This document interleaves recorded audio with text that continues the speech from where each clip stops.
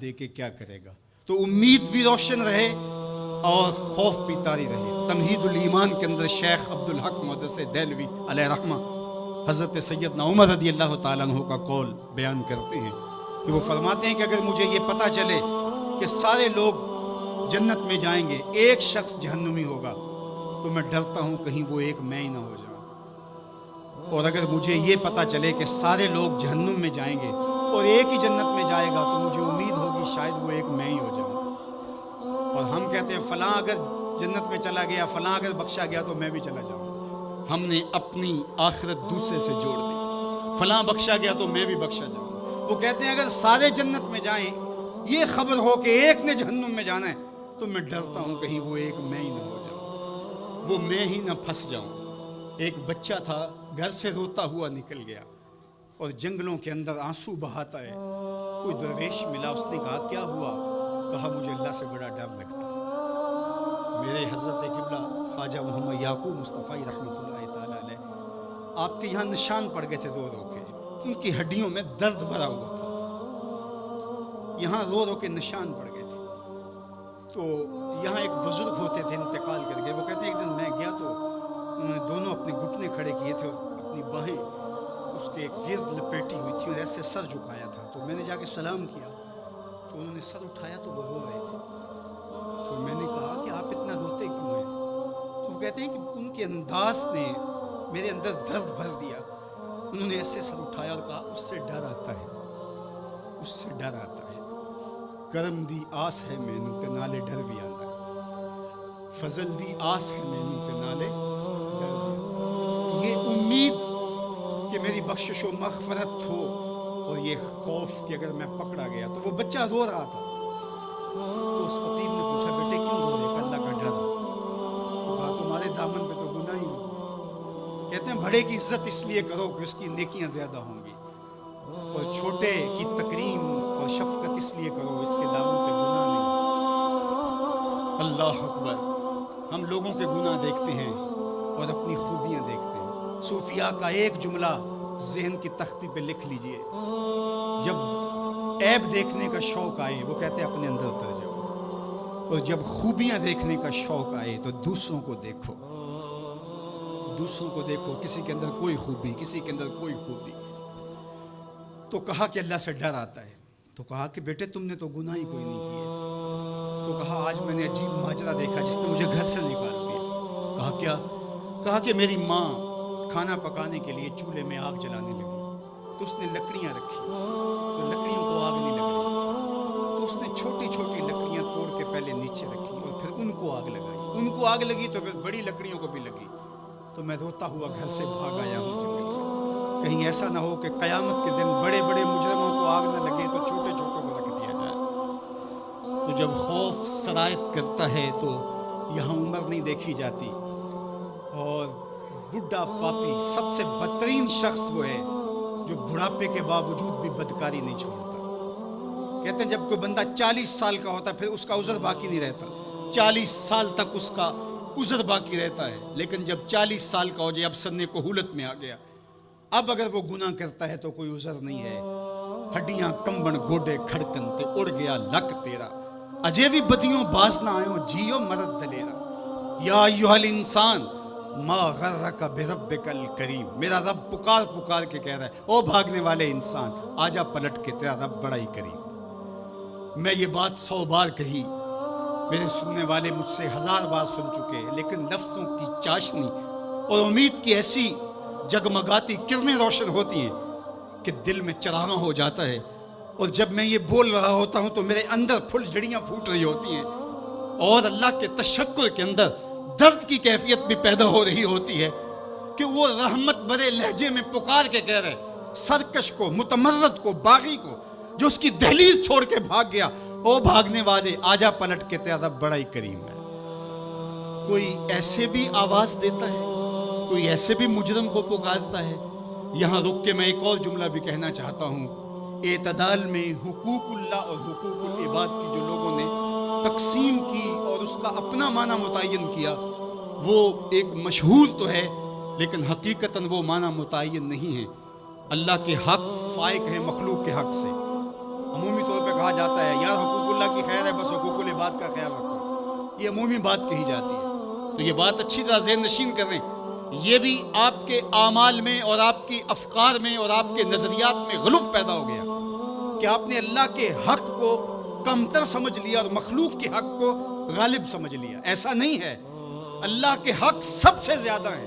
اللہ تعالیٰ قرآن مجید میں ایک موقع پر ارشاد فرمایا وما قدر اللہ حق کا قدر، انہوں نے اللہ کی قدر کا حق کی ادا نہیں کیا. وہ تمہارا خالق لگتا ہے، خالق کے بڑھ کے حق کس کے زیادہ ہو سکتے ہیں؟ تو جو مختلف روایات کے اندر حقوق العباد کی طرف توجہ دلائے گی تو اس کا مطلب یہ ہے، مفہوم یہ ہے کہ اللہ تو کریم ہے، وہ معاف کر دے گا، بندہ تو معاف نہیں کرے گا. بالخصوص قیامت کے دن جب پھنس گیا اور اس کی اپنی بدعمالیاں بھی اس کے پاس ہوئیں اور کسی نے اس کا حق غصب کیا ہوا ہوگا تو پھر کیا ہوگا؟ اب وہ تو خود پھنسا ہوا ہے تو وہ کبھی نہیں چھوڑے گا. اب اللہ تعالیٰ کس طرح اس معاملے کا حل فرمائے گا کہ یہ شخص جس نے حق کھایا ہے، جس نے زیادتی کی ہے، تو اس دوسرے شخص کو اپنی نیکیاں دے گا. نیکیاں لینے کے باوجود بھی اگر وہ پاپی اتنا بڑا ہے کہ ابھی بھی کام نہیں بنتا اور اس کے ذمے قرض بھی باقی رہ گیا تو پھر یہ اس کو اپنے گناہ دے گا.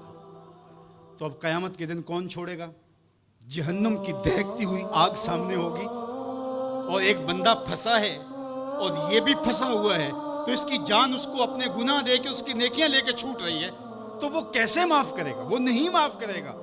اس لیے اس معنی کے اندر کہا کہ حقوق العباد میں کوتاہی نہ کرنا، اس لیے کہ اس کی معافی نہیں کرے گا. وہ اس کے پاس ایک چیز ہاتھ لگ جائے گی وہ تو غنیمت سمجھے گا. تو اس کا یہ مطلب بھی کہیں نہیں ہے کہ بندے کے حق کہیں غالب اور زیادہ ہیں، اللہ کے حق کم ہیں. جو حق بندے کا اللہ پر ہے، اللہ نے تو پیدا کیا ہے. الذی خلقک فسواک فعدلک، کہا تیرے حق میرے اوپر زیادہ ہے اس لیے کہ میں تیرا خالق لگتا ہوں. میں آپ سے پوچھتا ہوں اس دنیا پر، اس عالم رنگ و بو میں، اس مادی کائنات میں سب سے زیادہ آپ کے کندھوں پر کس کے حق ہیں؟ تو آپ سب کہیں گے ماں کے حق. حضور سے بھی پوچھا گیا من ابر، حضور میں سب سے زیادہ کس کے ساتھ حسن سلوک کروں؟ یہ حضور سے سوال کیا گیا تو میرے آقا کریم نے فرمایا امکت، اپنی ماں کے ساتھ. تو اس نے پھر دوبارہ سوال کیا، پھر حضور نے فرمایا کہ اپنی ماں کے ساتھ. پھر کہا حضور میں سب سے زیادہ نیکی کس سے کروں؟ میری نیکیوں کا، میرے حسن سلوک کا سب سے زیادہ حقدار کون ہے؟ تو آقا کریم نے فرمایا امکت، تیری ماں.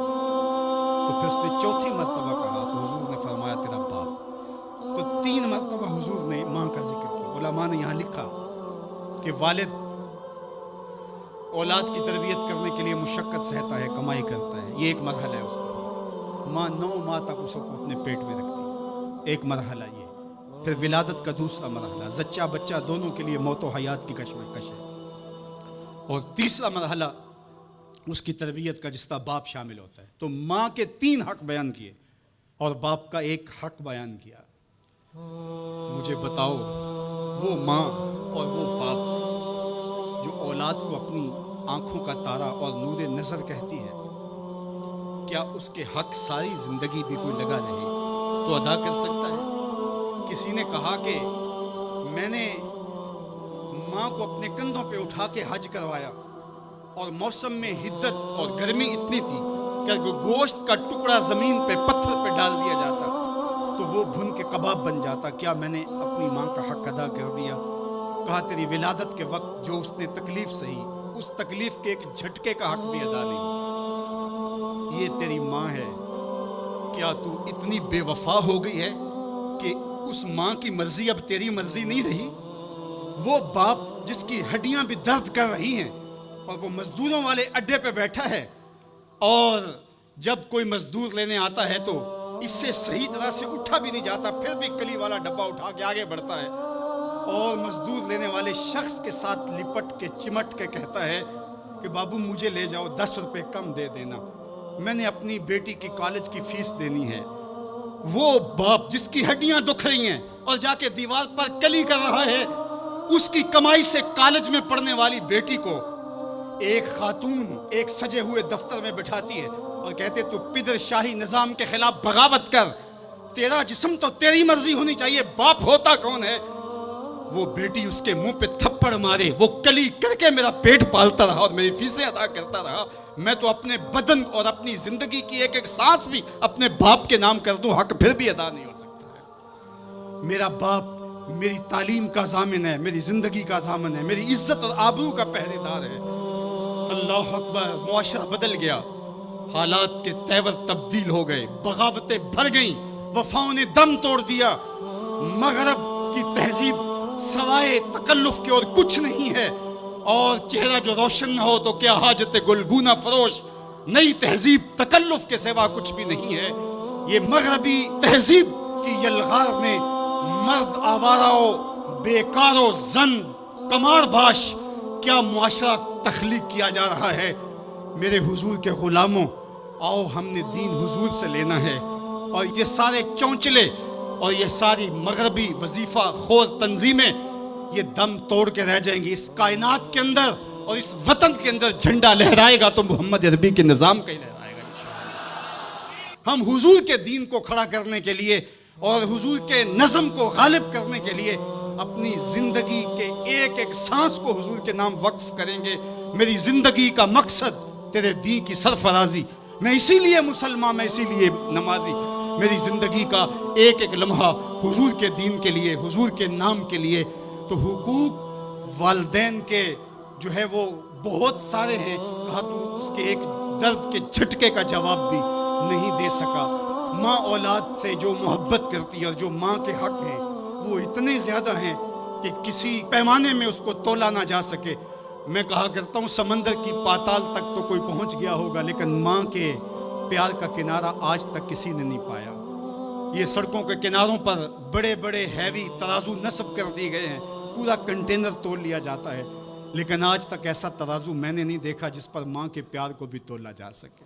ماں جب بولتی ہے تو اس کے لہجے میں جبریل بولتا ہے، ماں جب مسکراتی ہے تو لگتا ہے جنت کی ساری کلیاں کھل اٹھی ہیں۔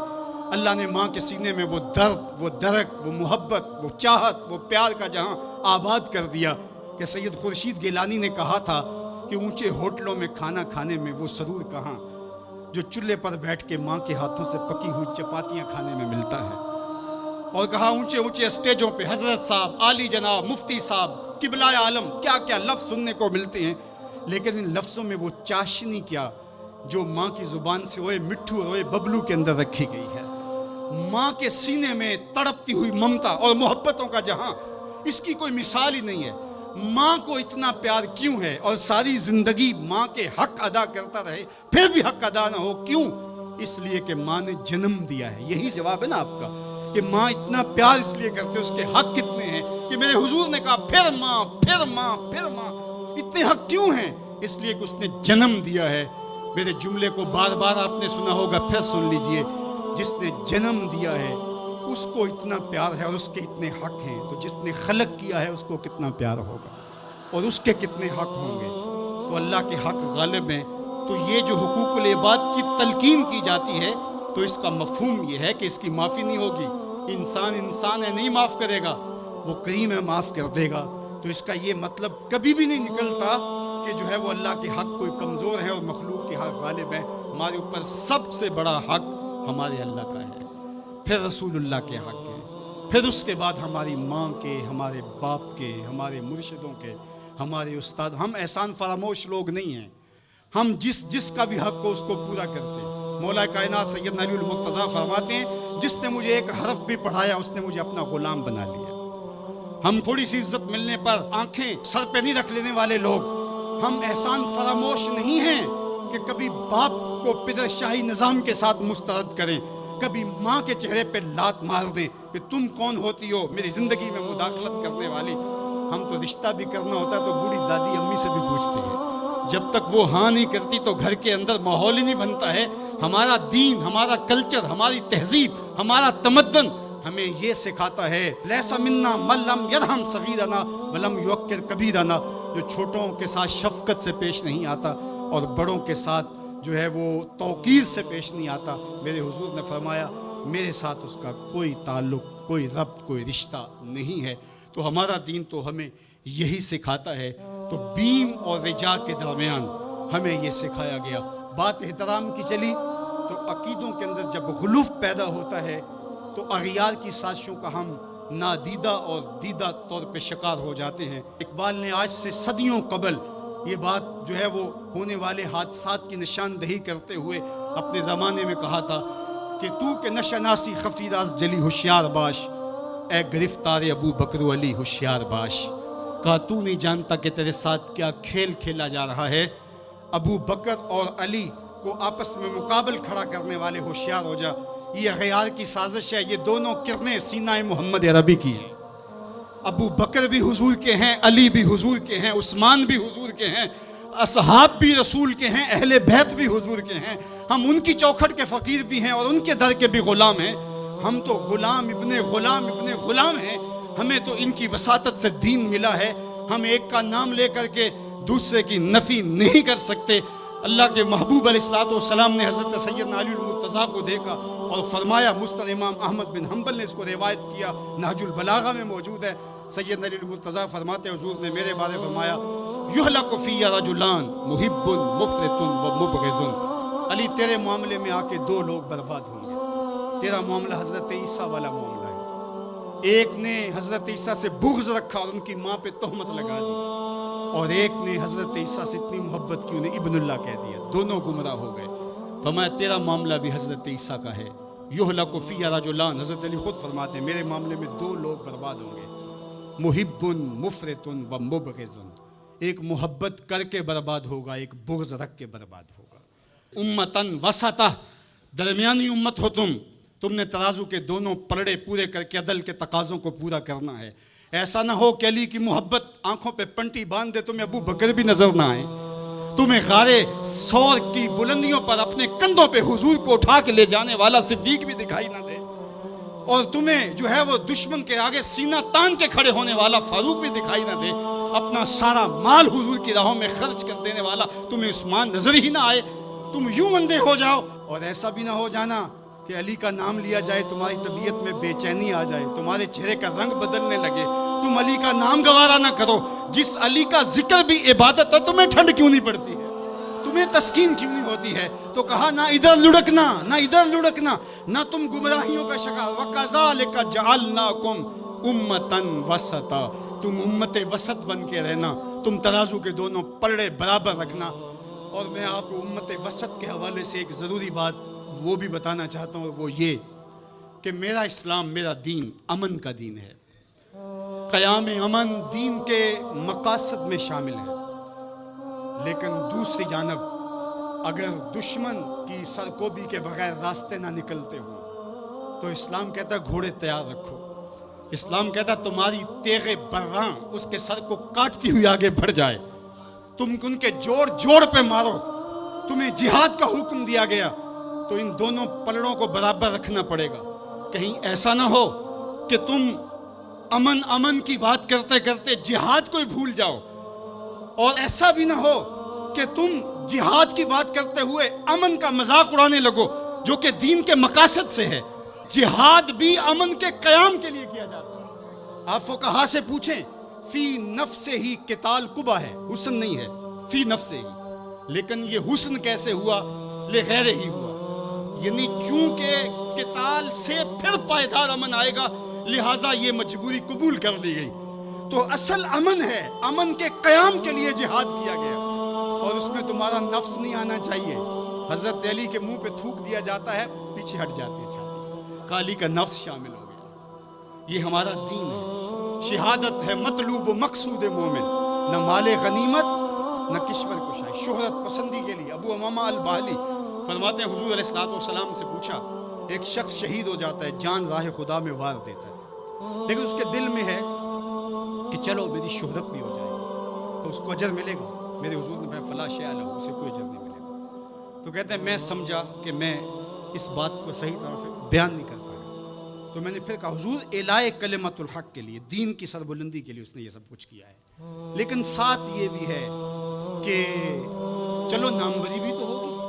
حضور نے پھر فرمایا فلا شیء لہ، اسے کوئی اجر نہیں ملے گا۔ تیسری مرتبہ پھر پوچھا حضور اس کا مقصد اللہ کے جھنڈے کو اونچا کرنا، اعلاء کلمت الحق، لیکن ساتھ یہ بھی ہے چلو ناموری بھی تو ہوگی۔ میرے حضور نے پھر فرمایا فلا شیء لہ، اور پھر مزید وضاحت کرتے ہوئے فرمایا اللہ صرف اسی عمل کو قبول کرتا ہے جو محض اس کے لیے کیا، تیرے عمل میں اخلاص ہو تو اس کا اجر کچھ اور ہے، حور و خیام سے گزر، بادہ و جام سے گزر، محض اس کی رضا کے لیے عمل ہو تو وہ جہاد جہاد ہے، ورنہ وہ جہاد وہ قتال جہاد ہی نہیں ہے جو نفس کے لیے کیا جائے، جو مال غنیمت کے لیے کیا جائے، جو لوگوں میں بڑھوتری، جو زمین کی ہوس میں کیا جائے، جو خواہشات نفس کے لیے کیا جائے۔ تو ہمیں جہاد کے لیے بھی شرائط دی گئی، لیکن اس کا مقصد امن کا قیام ہے۔ تو بعض اوقات ہم یہاں توازن برقرار نہیں رکھ پاتے، اور توازن کا برقرار نہ رکھنا بہت سخت نقصان کا سبب بن جاتا ہے۔ یہ بلڈ پریشر تھوڑا سا اوپر نیچے ہو گیا زندگی لے جاتا ہے، اب کہیں تھوڑا سا ہی نیچے ہوا کیا فرق پڑا اس سے؟ میاں اس توازن کا نام ہی تو صحت ہے، صحت کا نام ہی تو زندگی ہے۔ 1262 سے لے کر کے 1290 تک خاقان اعظم قبلائی رہا، اس کے اندر دلچسپی پیدا ہوئی، مختلف مذاہب کی طرف رغبت پیدا ہوئی، اس نے مختلف مذاہب کو ماننے والوں کو اپنے پاس بلایا۔ غلام مرتضیٰ میکش نے یہ تاریخ اسلام میں سارا واقعہ لکھا ہے، اور اس نے بدھ مت کے لاماؤں کو، ہندوؤں کے بڑوں کو، جوگیوں کو، پادریوں کو، سب کو بلا کے کہا مجھے اپنے اپنے مذہب کے حوالے سے کچھ بتاؤ۔ تو جو عالم دین گیا مسلمانوں کی طرف سے، اس نے جہاد کی آیتیں پڑھی، اور جس میں کفار کو قتل کرنے کا حکم نامہ تھا۔ تو قبلائی خان نے کہا کہ تمہارا دین کافروں کو قتل کرنے کی تلقین کرتا ہے؟ اس نے کہا ہاں۔ تو کہا پھر آپ ہمیں قتل کیوں نہیں کرتے؟ تو کہا کہ ہمارے پاس طاقت نہیں۔ تو اگر طاقت ہو تو کہا پھر ہم تمہیں کاٹ دیں۔ تو اس نے وہی کھڑے کھڑے حکم نامہ جاری کیا کہ ان کا دین اگر ہمیں قتل کرنے کا حکم دیتا ہے، طاقت نہ ہونے کی وجہ سے یہ رکے ہوئے، تو پھر یہ کیوں زندہ بچے؟ اس نے فوراً حکم نامہ جاری کیا، جو مسلمان سامنے اس کو کاٹ دو۔ مسلمان گاجر مولی کی طرح کٹنے لگے، یہ کلمہ حق کہہ کے رہتا۔ اس دور کے صوفی بزرگ اور عالم شیخ جلال الدین علیہ رحمہ، پتہ چلا کہ یہ ایک عالم کی لغزش سے سب کچھ ہوا ہے، عالم کا پھسلنا عالم کا پھسلنا ہے۔ تو گئے جا کے بادشاہ کو کہا کہ بادشاہ کیا ماجرا ہوا؟ کہا تمہارا دین ہمیں قتل کرنے کا کہتا ہے اور ہمارے پاس طاقت ہے، پھر ہم آپ کو کیوں چھوڑے؟ تو کہا صاحب وہ دین کی تعبیر کو سمجھتے نہیں تھے جنہوں نے آپ کو بتایا، حالت جنگ کے یہ حکام ہے۔ عام دنوں کے اندر تو اسلام یہ نہیں کہتا، اور حالت جنگ کے اندر آپ بتائیے کون کسی کو چھوڑتا ہے؟ لیکن میرا اسلام پھر بھی بچوں کو چھوڑتا ہے، پھر بھی خواتین کو چھوڑتا ہے، مذہبی رہنماؤں کو چھوڑتا ہے۔ اس نے کھڑے کھڑے حکم نامہ جاری کیا کہ جو کٹ گئے ابھی تلواریں نیام میں ڈال لی جائے۔ تو صاحب جب تک عدل نہیں ہوگا، جب تک آپ یکسر علم را دامن عقل باید، ایک سیر علم کے لیے 10 من عقل چاہیے، اگر آپ ترازو کے دونوں پلڑے برابر نہیں رکھ سکتے تو تمہیں تولنے کے لیے بٹھایا کس نے؟ میرا رب کہتا ہے وَكَذَلِكَ جَعَلْنَاكُمْ أُمَّةً وَسَطًا، ہم نے تمہیں امت وسط بنایا، ترازو کے دونوں پلڑوں کو برابر رکھنا، دونوں پلڑوں کو جھکنے نہ دینا۔ اللہ کے محبوب علیہ السلام نے دونوں پلڑے رکھے۔ المومن غر کریم، مومن سادہ مزاج ہوتا ہے، بھولا بھالا سیدھا سادہ ہوتا ہے۔ اللہ اکبر۔ اب مومن کا سیدھا سادہ ہونا یہ کہیں ایسا ہی نہ ہو کہ لوگ اس کو دعوے لگاتے رہیں، کہا فطرتاً تو ایسا ہی ہوتا ہے، اس کی طبع ہے کہ وہ اعتبار کر لیتا ہے، لیکن دوسرے مقام پہ کہا بیلنس بھی کر لو۔ میرے حضور نے ارشاد فرمایا لا یلدغ المؤمن من جوہر واحد مرتين، مومن ایک ہی بل سے 2 مرتبہ ڈنگ نہیں کھاتا، اگرچہ وہ چالاک نہیں ہے لیکن زیرک ضرور ہے، اگرچہ وہ مکار نہیں ہے لیکن بصیرت کا نور اللہ نے اس کے سینے میں رکھا ہے۔ کہا اس کی فراست قلبی سے ڈرو، وہ اللہ کے دیے ہوئے نور سے دیکھتا ہے، اس کو اللہ نے چراغاں دی ہے، اللہ نے اس کو روشنی عطا کی ہے۔ عمومی طور پہ کہا جاتا ہے یہ دنیا والے ہیں، یہ دین والے ہیں، اور یہ 2 تقسیمات کر دی جاتی ہیں۔ یہ تقسیمات ہمارا دین ہمیں نہیں سکھاتا، دونوں پلڑے برابر رکھو، دنیا بھی اور دین بھی۔ اصل دنیا کیا ہے؟ مولا رومی بولے چیز دنیا از خدا غافل بدن، دنیا ہے کیا؟ خدا سے غافل ہونے کا نام دنیا ہے۔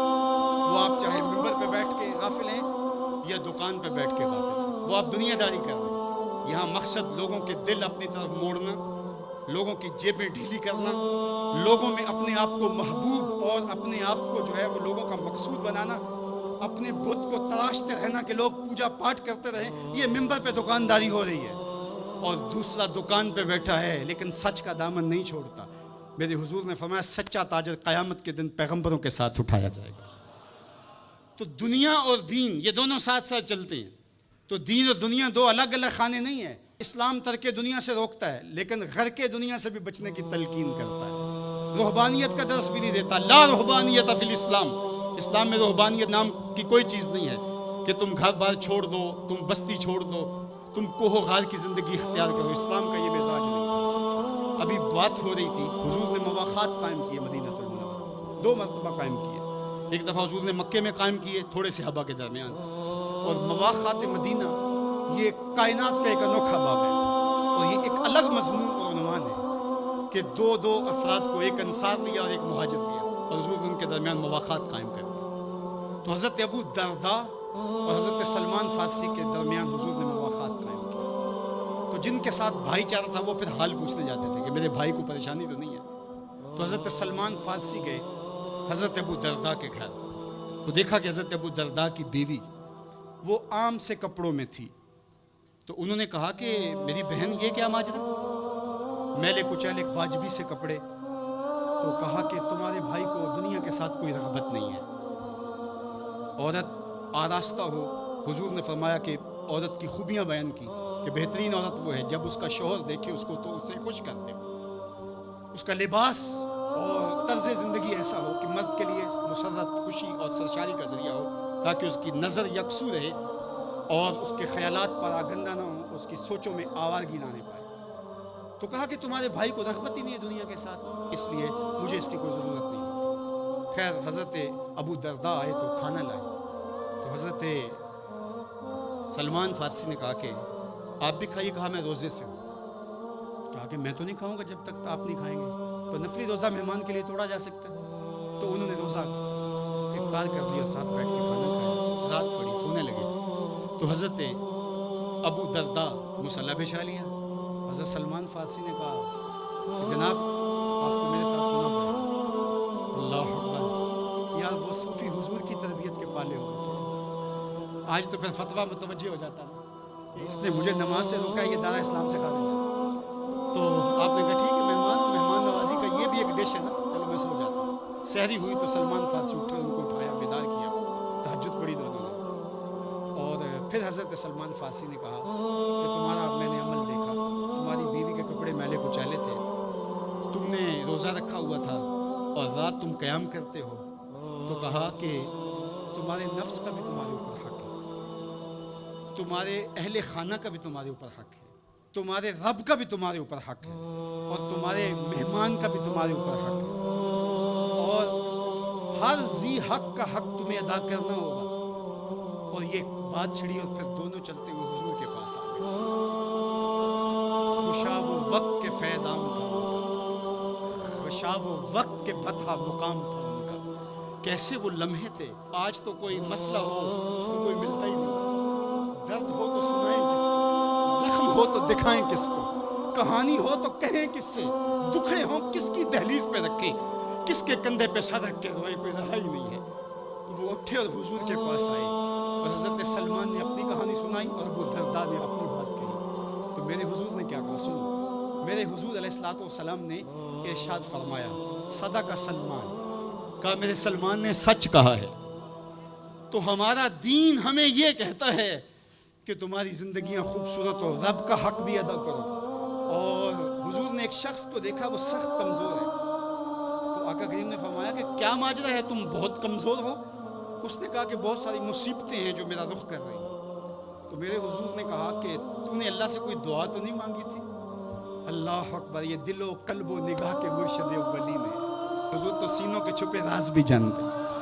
کہا کہ تو نے کوئی دعا تو نہیں کی تھی رب سے. کہا جی حضور میں نے اللہ سے دعا کی تھی. کیا دعا مانگی. کہا میں نے اللہ سے کہا مالک جو بھی تکلیفیں ہیں مصیبتیں ہیں وہ آخرت کے حصے کی بھی دنیا پہ بھیج دے تاکہ یہیں فارغ ہو کے جاؤں, آخرت میری صاف ہو. تو بڑے دکھڑے ہیں, بڑے غم ہیں, بڑی اذیتیں ہیں, بڑی بیماریاں ہیں جس نے مجھے کمزور کر دیا. تو بظاہر بڑی اچھی بھلی بات تھی کہ سارے دکھڑے دنیا پہ لے لی, آخرت صاف کر لی. لیکن میرے حضور نے کیا ارشاد فرمایا فرمایا تو نے یہ کیوں کہا کہ آخرت کے دکھ بھی دنیا پہ مل جائیں؟ تو نے یہ کیوں نہیں کہا ربنا آتنا فی الدنیا حسنۃ وفی الآخرۃ حسنہ، اللہ دنیا میں بہتریاں دے دے، آخرت میں بھی بہتریاں۔ وَكَذَلِكَ جَعَلْنَاكُمْ أُمَّةً وَسَطًا، جب تک ترازو پورا نہیں رکھو گے، جب تک دونوں پلڑے برابر نہیں ہوں گے، تم آگے کبھی نہیں بڑھ سکو گے۔ یار میں تو سفر پہ نکلتا ہوں تو میرا ساربان گاڑی روک کے کہتا ہے میں نے ہوا چیک کروانی ہے، کسی ٹائر میں ہوا کم نہ ہو، مجھے تو لگتا نہیں، وہ کہتا ہے مجھے پتہ ہے گاڑی ڈول رہی ہے۔ یار ایک ٹائر میں ہوا کم ہو تو سفر نہیں ہو سکتا، تو کہیں ٹائر پھولا ہو اور کہیں چپکا ہوا ہو تو تم سمجھتے ہو مدینے پہنچ جائیں گے، مدینے نہیں پہنچ سکتے، تم تو کہیں نہیں پہنچ سکتے۔ وَكَذَلِكَ جَعَلْنَاكُمْ أُمَّةً وَسَطًا، دونوں ترازو کے پلڑے برابر رکھو، دونوں ٹائروں کے اندر ہوا پوری رکھو، پھر تمہاری گاڑی فراٹے بھرتے ہوئے مکے بھی پہنچے گی، مدینے بھی پہنچے گی۔ اس لیے کہا کہ تم